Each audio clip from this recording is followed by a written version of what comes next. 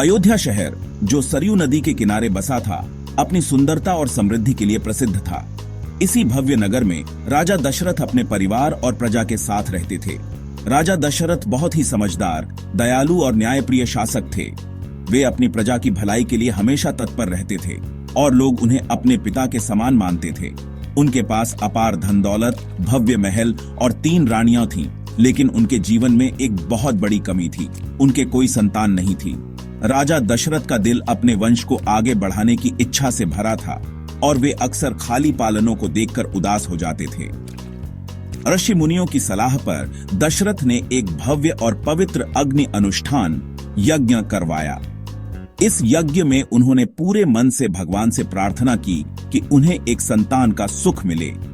जैसे ही यज्ञ की अग्नि प्रज्वलित हुई और मंत्रों की गूंज गूंजी, अचानक अग्नि से एक दिव्य पुरुष प्रकट हुए। उनके हाथ में एक कटोरा था जिसमें भगवान द्वारा आशीर्वादित कीर थी। हे राजन, भगवान तुम्हारी भक्ति से प्रसन्न है। यह कीर तुम्हारी रानियों के लिए है।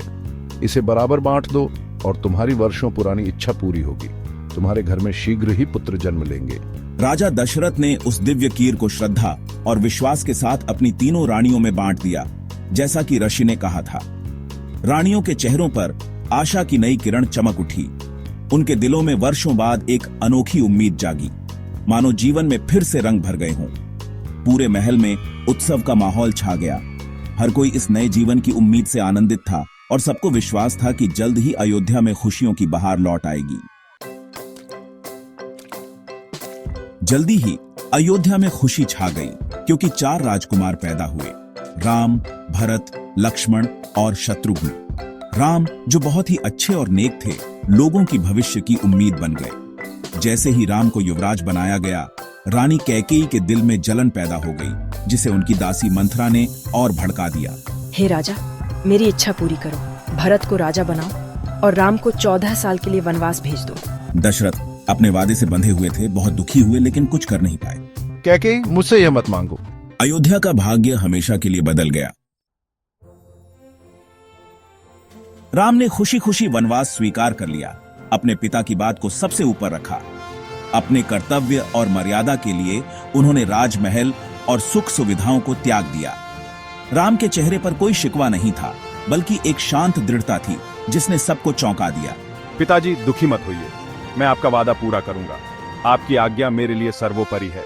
मैं हमेशा आपके आदर्शों पर चलूंगा। सीता और लक्ष्मण ने राम के साथ जाने की जिद की, क्योंकि वे राम को अकेला छोड़ने का विचार भी नहीं कर सकते थे। उनके लिए राम ही सब कुछ थे। आराम के बजाय प्यार और वफादारी को चुना।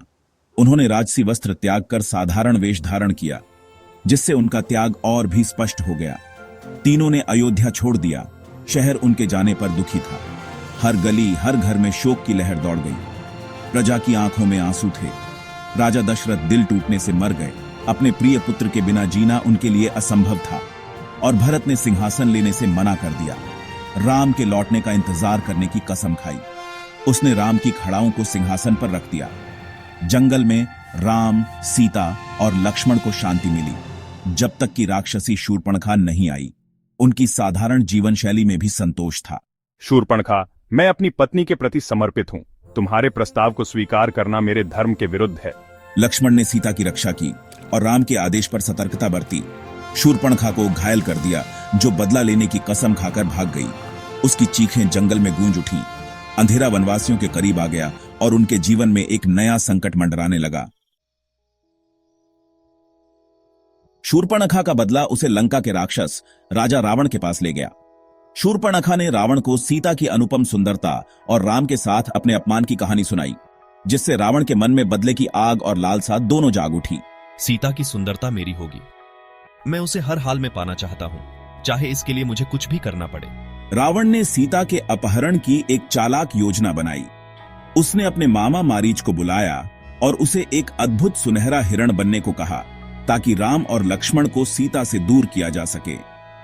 मारीच ने रावण की योजना मान ली और जंगल में एक आकर्षक हिरण का रूप धारण कर लिया। लक्ष्मण, सीता की रक्षा करो। मैं इस विचित्र हिरण को पकड़ कर लाता हूँ। ये हिरण बहुत अनोखा है, शायद सीता के लिए उपहार बन सके। मारीच की मरते हुए आवाज से धोखा खाकर सीता ने लक्ष्मण से राम की मदद करने का आग्रह किया। लक्ष्मण ने सीता की सुरक्षा के लिए एक जादुई रेखा खींची। जिसे लक्ष्मण रेखा कहा जाता है, और सीता को उसके भीतर रहने को कहा। लेकिन सीता राम की चिंता में उस रेखा को पार कर गई।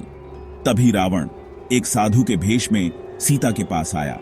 जैसे ही सीता ने रेखा पार की, रावण ने अपना असली रूप दिखाया और सीता को बलपूर्वक अपने रथ में बैठाकर लंका की ओर उड़ गया। अब सीता तुम मेरी हो, कोई भी तुम्हें मुझसे छीन नहीं सकता। राम और लक्ष्मण सीता के अचानक गायब हो जाने से बहुत दुखी और व्याकुल थे।